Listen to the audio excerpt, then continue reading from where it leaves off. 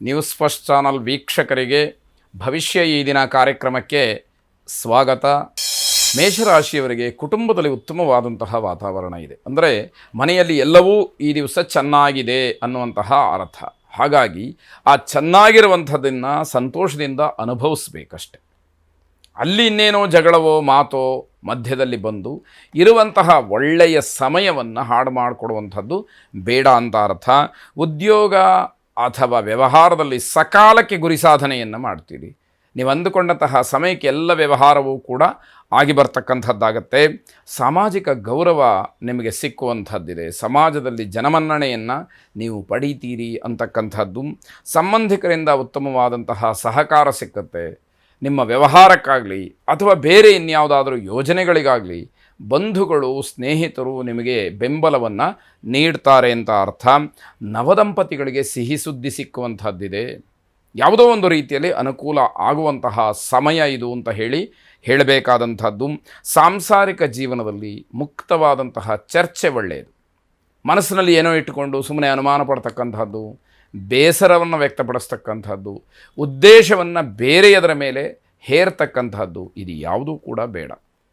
ನೀವೆಲ್ಲರೂ ಕೂಡ ಮುಕ್ತವಾಗಿ ಚರ್ಚೆಯನ್ನು ಮಾಡಿದರೆ ಇರತಕ್ಕಂತಹ ಸಮಸ್ಯೆಗಳು ಏನು, ಅದಕ್ಕೆ ಪರಿಹಾರ ಏನು, ಸೂಕ್ತವಾಗಿ ಹೇಗೆ ನಡ್ಕೊಳ್ಬೇಕು, ಇವೆಲ್ಲವೂ ಕೂಡ ಗೊತ್ತಾಗ್ತಾ ಹೋಗುವಂಥದ್ದು.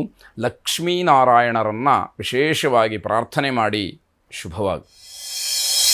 ವೃಷಭ ರಾಶಿ, ಮನುಷ್ಯನ ಜೀವನದಲ್ಲಿ ಹಲವಾರು ರೀತಿಯ ಏಳು ಬೀಳುಗಳು ಇರುತ್ತೆ. ಹಾಗೆ ನಾವು ಯಾವುದೇ ಒಂದು ಕೆಲಸವನ್ನು ಮಾಡಲಿಕ್ಕೆ ಹೊರಟರೂ ಕೂಡ ನಮಗೆ ಹಲವಾರು ಅಡ್ಡಿ ಆತಂಕಗಳು ಬರುತ್ತೆ, ಅಡಚಣೆಗಳು ಬರುತ್ತೆ. ಎಲ್ಲ ಕೆಲಸಗಳು ಕೂಡ ಸುಗಮವಾಗಿ ಆಗಿಬಿಡುತ್ತೆ, ಹೂವಿನ ಹಾರವನ್ನು ಎತ್ತಿದಾಗ ಆಗಿಬಿಡುತ್ತೆ ಅಂತ ಹೇಳುವಂಥದ್ದು ಕಷ್ಟ ಅಥವಾ ತಪ್ಪಾದೀತು. ಆದರೆ ಏನೇ ಸಮಸ್ಯೆ ಬರಲಿ, ಏನೇ ಅಡಚಣೆ ಬರಲಿ, ನಾವು ಗುರಿ ಸಾಧನೆ ಬಹಳ ಮುಖ್ಯ. ಅದನ್ನು ಮುಂದಿಟ್ಟುಕೊಂಡು ಅದನ್ನು ಸಾಧಿಸುವಲ್ಲಿ ನಮ್ಮ ಪ್ರಯತ್ನ ಇರಬೇಕು.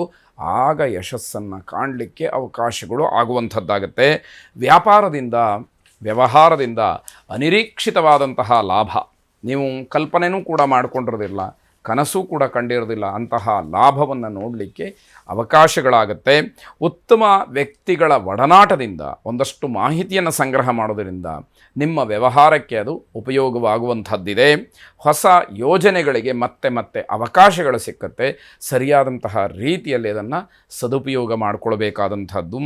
ಉದ್ಯೋಗಿಗಳಿಗೆ ವರ್ಗಾವಣೆಯ ಭಯ ಕಾಡಬಹುದು. ಕೆಲಸ ಬದಲಾಗಬಹುದು, ಸ್ಥಳ ಬದಲಾಗಬಹುದು, ಅಥವಾ ನಿಮ್ಮ ವ್ಯವಹಾರವೇ ಬದಲಾಗಬಹುದು ಅನ್ನುವಂಥದ್ದು ಇಲ್ಲಿ ಮುಖ್ಯವಾಗುತ್ತೆ. ಸಹೋದ್ಯೋಗಿಗಳ ವರ್ತನೆ ಸಮಾಧಾನಕರವಾಗಿರೋದಿಲ್ಲ. ನಿಮ್ಮ ಜೊತೆಯಲ್ಲೇ ಕೆಲಸ ಮಾಡ್ತಾ ಇರ್ತಾರೆ. ಹಲವಾರು ದಿವಸಗಳಿಂದ ನೀವು ಅವರನ್ನು ನೋಡಿರ್ತೀರಿ, ಅವರ ವಿಚಾರ ನಿಮಗೆ ಗೊತ್ತಿರುತ್ತೆ, ನಿಮ್ಮೆಲ್ಲ ವ್ಯವಹಾರಗಳು ಅವರಿಗೂ ಗೊತ್ತಿರುತ್ತೆ.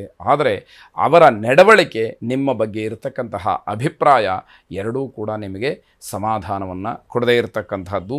ಸೂರ್ಯನಾರಾಯಣನನ್ನು ಪ್ರಾರ್ಥನೆ ಮಾಡಿ ಶುಭವಾಗಿ.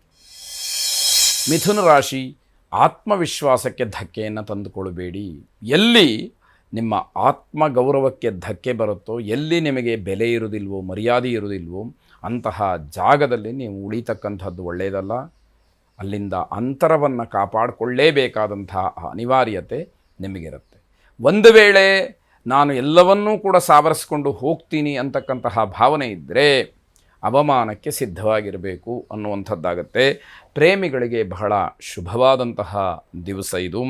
ಕುಟುಂಬದ ಸದಸ್ಯರ ಮನವನ್ನು ಒಲಿಸೋದ್ರಲ್ಲಿ, ಮನಸ್ಸನ್ನು ಗೆಲ್ಲೋದ್ರಲ್ಲಿ ಯಶಸ್ಸನ್ನು ಕಾಣ್ತೀರಿ. ನಿಮ್ಮ ಒಳ್ಳೆಯ ಮಾತು, ನಡೆ, ನುಡಿ, ಅಥವಾ ನಿಮ್ಮ ಅಭಿಪ್ರಾಯ, ಅಥವಾ ನಿಮ್ಮ ಯೋಜನೆಗಳು, ಭವಿಷ್ಯದಲ್ಲಿ ನಿಮಗಿರ್ತಕ್ಕಂತಹ ಕಾಳಜಿ, ಇವೆಲ್ಲವನ್ನು ಗಮನಿಸಿದಾಗ ಮನೆಯವರ ಮನಸ್ಸನ್ನು ಗೆಲ್ತಕ್ಕಂಥದ್ದಾಗತ್ತೆ. ವಿವಾದಿತ ವಿಚಾರಗಳು ಇತ್ಯರ್ಥವಾಗ್ತಕ್ಕಂತಹ ಸಮಯ. ಹಲವಾರು ದಿವಸಗಳಿಂದ ಯಾವುದೋ ವಿಷಯಗಳು ಬಗೆಹರಿದೇ ಇದ್ದರೆ ಇವತ್ತು ಅದಕ್ಕೆಲ್ಲ ಅವಕಾಶಗಳು ಆಗುವಂಥದ್ದು. ರಾಜಕೀಯ ಸಂಬಂಧಿ ವಿಚಾರದಲ್ಲಿ ಸ್ವಲ್ಪ ಮಟ್ಟಿಗೆ ನಿಮಗೆ ಭಯ ಕಾಡುತ್ತೆ. ರಾಜಕೀಯವಾಗಿ ಏನು ಹಿನ್ನಡೆ ಆಗಿಬಿಡುತ್ತೋ, ರಾಜಕಾರಣಿಗಳು ಏನು ತೊಂದರೆ ಮಾಡಿಬಿಡ್ತಾರೋ, ಅವರ ಪ್ರಭಾವ ಎಲ್ಲಿ ನಮ್ಮ ಮೇಲೆ, ಗುಬ್ಬಿಯ ಮೇಲೆ ಬ್ರಹ್ಮಾಸ್ತ್ರ ಪ್ರಯೋಗ ಮಾಡಿದಾಗ ಆಗಿಬಿಡುತ್ತೋ ಅನ್ನುವಂತಹ ಹೆದರಿಕೆ ನಿಮಗೆ ಇರುವಂಥದ್ದು.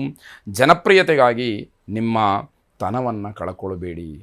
ನನಗೆ ಹೆಸರು ಬರಬೇಕು, ನನಗೆ ಹಾರಾತುರಾಯಿಗಳು ಬರಬೇಕು, ನನಗೆ ಸನ್ಮಾನ ಆಗಬೇಕು ಅನ್ನೋದಕ್ಕೆ ನೀವೇ ಕೇಳಿ ಪಡ್ಕೊಳ್ಳುವಂತಹ ಪರಿಸ್ಥಿತಿ ಬರಬಾರ್ದು. ಜನ ನಿಮ್ಮನ್ನು ತುಚ್ಛೀಕರಿಸಬಾರ್ದು ಅಂತಕ್ಕಂಥದ್ದು ಇಲ್ಲಿ ಗಮನಿಸಬೇಕು. ನವಗ್ರಹರ ಆರಾಧನೆ, ವಿಶೇಷವಾಗಿ ಸೂರ್ಯಗ್ರಹಣ ಪ್ರಾರ್ಥನೆ ನಿಮ್ಮದಾಗಿರಲಿ. ಶುಭವಾಗಿ. ಕರ್ಕಾಟಕ ರಾಶಿ, ಹಳೆಯ ಜಗಳದಿಂದ ಸ್ವಲ್ಪ ಮಟ್ಟಿಗೆ ತೊಂದರೆಯಾಗುತ್ತೆ. ಹಿಂದೆ ಯಾವತ್ತೋ ಏನೋ ಜಗಳ ಮಾಡ್ಕೊಂಡಿರ್ತೀರಿ, ನೀವು ಅದನ್ನು ಮರೆತಿರಬಹುದು. ನಿಮ್ಮ ಜೊತೆಯಲ್ಲಿ ಜಗಳ ಮಾಡಿದವರು ಆ ದ್ವೇಷವನ್ನು ಹಾಗೆ ಇಟ್ಕೊಂಡಿರಬಹುದು. ಅದು ಇವತ್ತು ಸ್ವಲ್ಪ ಮಟ್ಟಿಗೆ ತೊಂದರೆಯನ್ನು ಮಾಡುತ್ತೆ.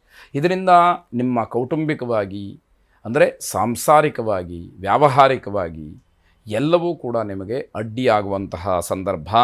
ಮನೆಯ ಹಿರಿಯರು ಮಾತ್ರ ಸಂತೋಷದಿಂದ ಇರ್ತಾರೆ. ಅವರಿಗೆ ಈ ವ್ಯವಹಾರದ ವಿಷಯಗಳು ಏನೂ ಗೊತ್ತಿಲ್ಲದೆ ಇರಬಹುದು. ಅವರು ನಿಮ್ಮ ವ್ಯವಹಾರದಲ್ಲಿ ಅಥವಾ ನಿಮ್ಮ ನಡೆ ನುಡಿ, ನಿಮ್ಮ ವಿಚಾರದಲ್ಲಿ, ನಿಮ್ಮ ಮಾತಿನಿಂದ ಅವರು ಬಹಳ ಸಂತೋಷವಾಗಿರ್ತಕ್ಕಂಥದ್ದು. ಪ್ರೇಮಿಗಳು ಕಾನೂನಿನ ಮೊರೆ ಹೋಗ್ಬೋದು. ಪರಸ್ಪರವಾಗಿ ಅನುಮಾನವೋ ಅಪವಾದವೋ ನಿಮ್ಮಲ್ಲಿ ಬಂದು ಕಾನೂನಿನ ಒಂದು ಚೌಕಟ್ಟಿನಲ್ಲಿ ಇದು ಇತ್ಯರ್ಥವಾಗಲಿ ಅನ್ನುವಂತಹ ಭಾವನೆಯಲ್ಲಿದ್ದು ಕಾನೂನಾತ್ಮಕವಾದಂತಹ ಹೋರಾಟಕ್ಕೆ ಮುಂದಾಗುವಂತಹ ಸಾಧ್ಯತೆ. ಗಂಟಲಿನ ಸಮಸ್ಯೆ ಕಾಡಬಹುದು. ಆರೋಗ್ಯದ ದೃಷ್ಟಿಯಿಂದ ಅದನ್ನು ತಾತ್ಸಾರ ಮಾಡುವಂಥದ್ದು ಬೇಡ.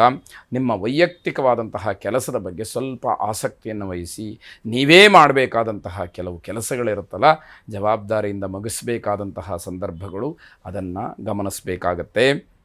ವಿದ್ಯಾರ್ಥಿಗಳಿಗೆ ಅಪಯಶಸ್ಸಿನ ದಿವಸ. ನೀವು ಎಷ್ಟು ಪ್ರಯತ್ನ ಮಾಡಿದರೂ ಕೂಡ ಇವತ್ತಿನ ಮಟ್ಟಿಗೆ ಯಾವುದೇ ರೀತಿಯ ವಿದ್ಯಾಕ್ಷೇತ್ರದ ಸಾಧನೆಯನ್ನು ನೋಡಲಿಕ್ಕೆ ಕಷ್ಟ ಆಗುತ್ತೆ. ಧನ್ವಂತರಿ ಮಹಾವಿಷ್ಣುವನ್ನು ಪ್ರಾರ್ಥನೆ ಮಾಡಿ. ಶುಭವಾಗಿ.